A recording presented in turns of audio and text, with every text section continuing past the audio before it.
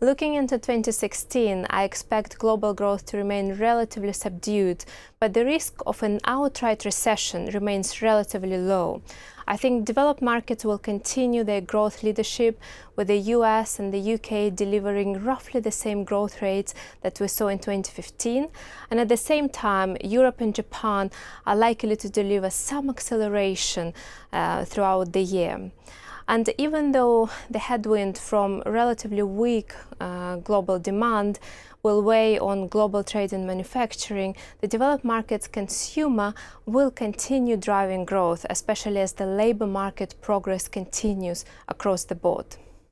In terms of monetary policy trends in 2016, the focus will be on continued monetary policy accommodation in Europe and Japan versus the pace of hiking in the US and the UK.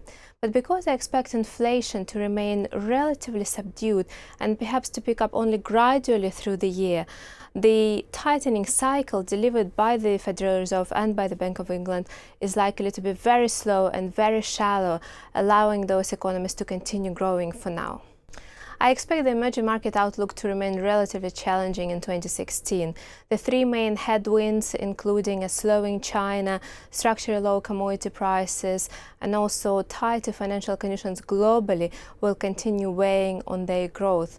However, as before, we will see some winners, we will see some losers, and it will remain very important to differentiate across countries.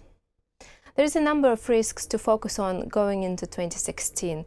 A slowdown in the US growth, hard landing in China, or perhaps a faster than expected acceleration in global inflation, or particularly in the US inflation, could jeopardize this relatively benign growth outlook that I'm talking about. On the upside, if we do see a stabilization in China and perhaps a rebound in China growth that lasts longer than expected, that could significantly improve emerging market fundamentals, putting an end to a relatively disappointing period of growth since the financial crisis. Great.